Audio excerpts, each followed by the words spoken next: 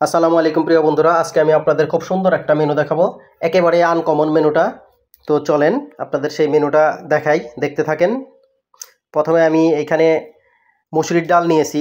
এই ডালগুলো আমি আগেই ভিজিয়ে রেখেছিলাম, বেশ কিছু সময় ভিজানোর পরে এইরকম হয়েছে।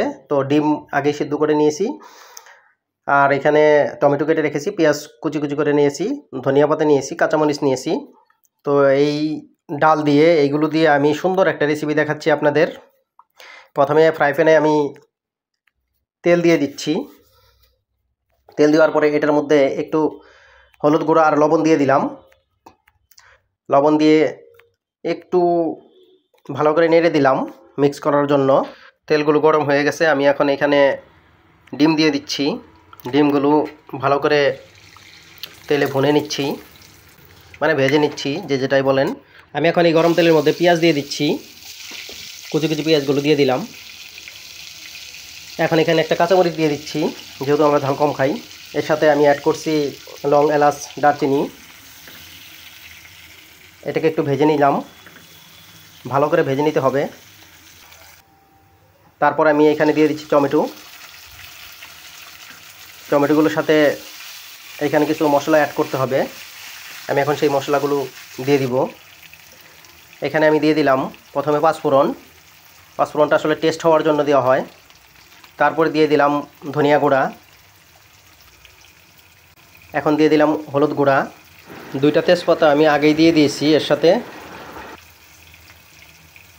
একটু জিরা গুঁড়া, তারপর আদা রসুন বাটা যেটা আমি মিক্স করে রেখেছিলাম, লবণ দিয়ে দিচ্ছি।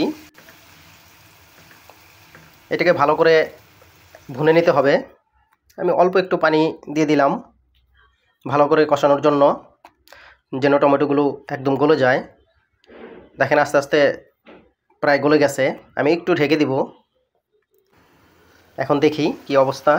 তো এই যে দেখেন একদম গলে গেছে। এখন আমি এটার মধ্যে যে ডালগুলো রেখেছিলাম, মসুরির ডাল ভিজিয়ে রেখেছিলাম, সেই ডালগুলো দিয়ে দিচ্ছি। সুন্দর করে মিক্স করে দিতে হবে। মিক্স করে আমি ঢেকে দিলাম। আমি এখানে এখন পানি অ্যাড করতেছি, পরিমাণ মতো পানি, যেহেতু এটা আমি মাখা মাখা ডিম দিয়ে রান্না করব। তো এটা যেন সিদ্ধ হয়, ভালোভাবে গলে যায়, মোটামুটি গলে আসে। তো পানি দেওয়া হয়ে গেছে আমার। এখন আমি এখানে যে ভেজে রেখেছিলাম ডিমগুলো, ভুনে রেখেছিলাম, সেই ডিমগুলো দিয়ে দিলাম। তো এখন এটা আমি ঢেকে দিচ্ছি, কিছুক্ষণ সময় নিতে হবে। আস্তে আস্তে হচ্ছে, ওই যে দেখেন কি সুন্দর বলকাচ্ছে। আবার আমি একটু ঢেকে দিব। তো দেখি এখন কি অবস্থা হয়েছে, পানিগুলো আস্তে আস্তে শুকিয়ে গেছে। আমি এখন এটার মধ্যে ধনিয়া পাতা দিয়ে দিচ্ছি। ধনিয়া পাতাটা হচ্ছে বেসিক্যালি আসলে একটা সুঘ্রাণ এবং টেস্ট বাড়ানোর জন্য দেওয়া হয়। তো কিছুক্ষণ পরে এখন এই যে এটা হয়ে গেছে, দেখেন খুব সুন্দর এবং খুব মজাদার একটি খাবার। তো ইচ্ছা করলে আপনারা খুব শর্টকাটে এইভাবে বাসায় তৈরি করে নিতে পারেন। এই রেসিপিটি আসলেই খুব সুস্বাদু। তো সবাই ভালো থাকবেন, আল্লাহ হাফেজ।